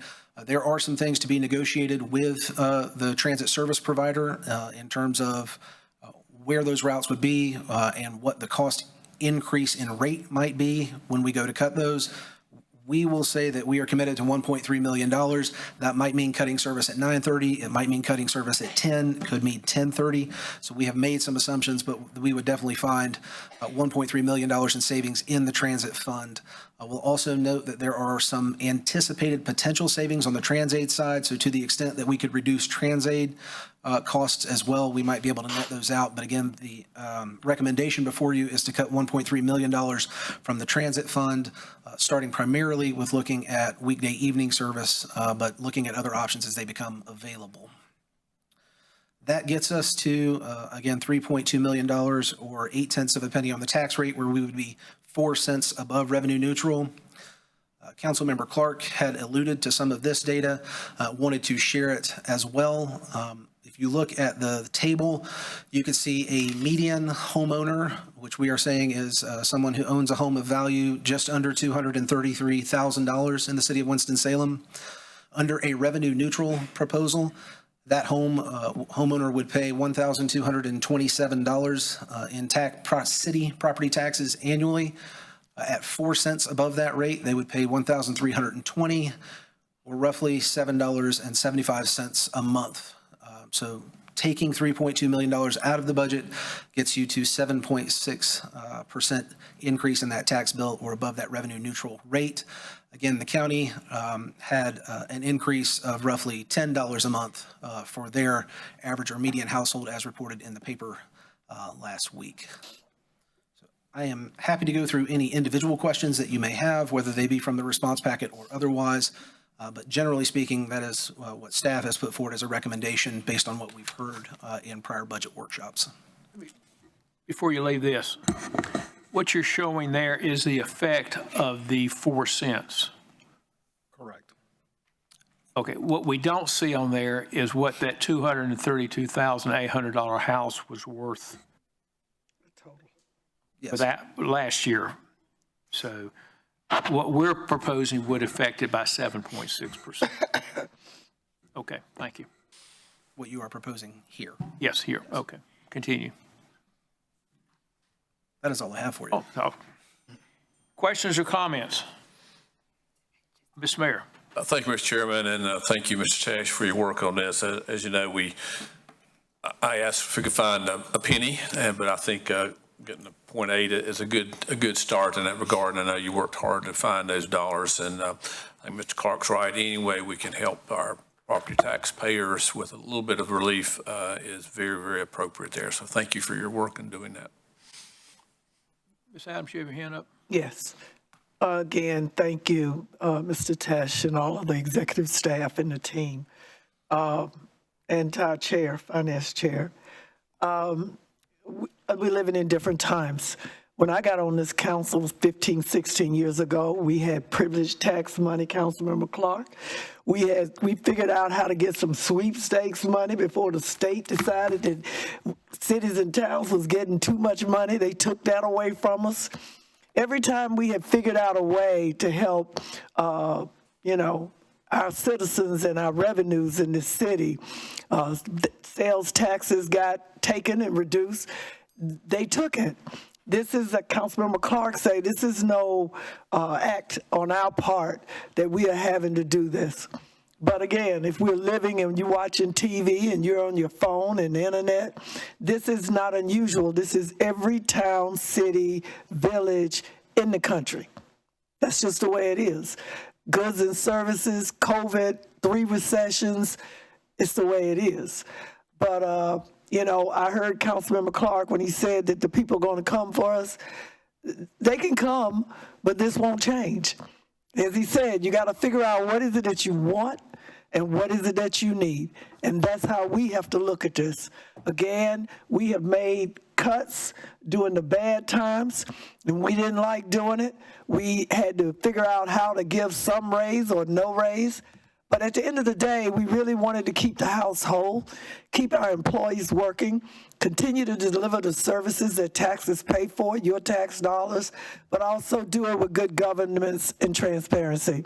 Again, this is a good effort. I personally, watching what the county went through, all I can say is we can hope for the best another 3 to 4 years down the road that things will turn around, because that's all we had to go with for the past 16 years. But again, thank you. Ms. Hall. Thank you, Councilmember Clark. Thank you, Mr. Tesh, for the presentation. I would like to enter a comment. I think it was, I don't know, maybe a meeting before, I'm looking at manager pay, but I think that you said that over 45% of our budget, maybe you could see that in transit, I think. Of the tax increase that we were looking at that time, 45% was in transit and the balance was in the general fund. Correct, thank you. And so when I was thinking about what cuts that we could potentially see with transit, it did frighten me a little, I'll be honest. Particularly if we're thinking about ridership and trying to look at, maybe different routes that had lower ridership. But I was happy to see, at least in what is proposed here, that it would be a decrease in stopping those routes at 9:30 during the weekday versus just totally eliminating routes. And so I do appreciate the thought that was placed into that, particularly thinking about things now, although a bit frustrating to me. Most things close at 9 o'clock. If you don't place your food order or you don't get to where you're trying to get by 9 o'clock, chances are, your chances for doing that are over. And so I do appreciate that, particularly in thinking about some of our citizens who do work those shifts that may be dependent upon ridership and some of our transit options. And so thank you all for that. Thank you. Let me mention 2 things, and I'll get to you real quick that I left out. I told you the only change in the budget was the 0.8. We have also moved the increase in the swimming pool fee till January the 1st, which means there will be no impact this year. For you swim in the summer. The summer season. So in January of next year is when it's scheduled, not now. And secondly, on the ridership, the buses, the company we use does operate other bus systems. And they are the ones that actually mentioned to us that we are running a lot later than a lot of other folks do. So that, and we're working with them. They can tell us how many people ride the bus at 10 o'clock at night or whatever. Anyway, Thank you, Mr. Clark. Thanks for your hard work, and Mr. Tesh, thank you for your hard work. And that's actually the question I was going to ask: is do we have numbers of what the ridership is like post 9:30? That is a question that I will ask Mr. Fansler to either address now or come back if he's got that on him. Councilmember Andre Bowen, I think we certainly have that. So it would just take a matter, it's an exercise of pulling that data, compiling it for the timestamp that you want, providing it on a route basis. So if you allow, I can provide that for you, but certainly that's doable, and I will get our data analyst to pull it for you. Great, thank you. Thank you, sir. let me mention something that you went over real quickly, but I'm going to be sure particularly new folks understand. We don't pass one tax number. We pass three numbers. We pass a tax rate for the general fund, for the transit fund, and for the debt fund. Why we do that? That's just the way things are done. Now, obviously, the general fund is the bulk of the, was it 56.7? It is the largest majority of it, yes. The reason we do for the debt fund is that way, if you happen to buy city bonds, GO bonds, or our limited debt obligations, things of that sort, the city has by vote allocated a portion of our property tax to that, which gives those bonds surety that they will be paid, and therefore the AAA bond rating that we have. The other one we carve out for is for the mass transit, and if they're going to reduce it, we have to do that Monday night by impacting that number. I suspect you will come back to us later on with the specific changes that you're recommending. The answer Whether or to that not it's question is 10 o'clock or 9:30, whatever it may be. But we have to impact that number Monday night because we vote on three different numbers. Last thing to mention, more bad news. We will not know what the state or the federal government's doing till September or October. At best. And that's optimistic. The state's supposed to have theirs in place by June 30th. That's when their budget ends. That's when ours ends. What we're hearing is that they're going to be meeting, and it's going to kind of go quiet for a while, but we're hearing probably sometime in September. By the way, the House and the Senate have passed different versions. They're meeting now to come up with what they're going to do. And sometime early fall, we will hear back from them. We have assumed in this budget that things are as they are until we're told differently. I think it was you, Ms. Adams, that asked about the POW money. If something happens there, it's not in this budget. We're assuming we're going to get our POW money. Federal government's the same way. I think their budget actually ends in September. My guess is you're probably going to see some continuing resolutions, but we don't know what's going to happen there till it does. So those are all what they are till we hear differently. With that, you're finished. I am not going to ask, yes, ma'am, you could comment.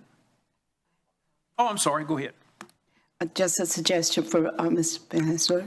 When we talk to WISTA, make sure they are sensitive to the different, the ridership at both Atrium and at Novant for the staff that go there to work, because I know that's a big appeal for some of the bus riders.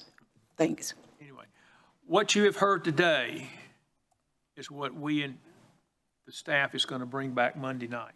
If there's something that really concerns you today and you would like to talk, you may call city manager or the budget manager, me or whatever, and we talk about it. But the only real change was the 0.8 cents that, and the swimming pool being changed over. Yes, ma'am. Thank you, Chair Clark. Thank you so much, Mr. Tesh. Number 12, I have a question. It's regarding the estimation for the savings in the general fund and the hiring on, the freeze on hiring, with the exception of police, fire, sanitation, and recycling. I would like to know specifically about the vacancies that we have in sanitation and recycling, and what kind of, how many vacancies we have, and what the cost will be to fill those vacancies. Yes, ma'am. I pulled our master position report today with vacancies, and there are currently 7 vacancies in sanitation. I do not have it specifically for recycling, as that is in our sustainability department together. That shows only 1. I'm going to assume that it's 1 or fewer. When you are at, the question is, what are the salary savings that could be yielded? I guess specifically, what are those position titles? And what kind of savings, or what will it cost for us to fill those positions? How long have those positions been vacant? So three pieces of information. We can provide that. If you get that to all of us as soon as you. Sure. And you had another one. Thank you. Was that it? That's it. Thank you. All right. With that, turn it back over. Thank you, Mr. Chairman. I think we've covered a lot of ground here today and did 4 committees in a short time. We do have a need for a brief executive session, closed session, and I believe Councilmember Clark has the motion for that. Yes. I move that the Winston-Salem City Council go into closed session pursuant to North Carolina General Statute 143-31811A4 to discuss matters relating to the location or expansion of industries or other businesses within the city of Winston-Salem. Second. Second by Mayor Pro Tem. All those in favor of the motion go in closed session, please say aye. Aye. Anyone opposed, no. And we go into closed session.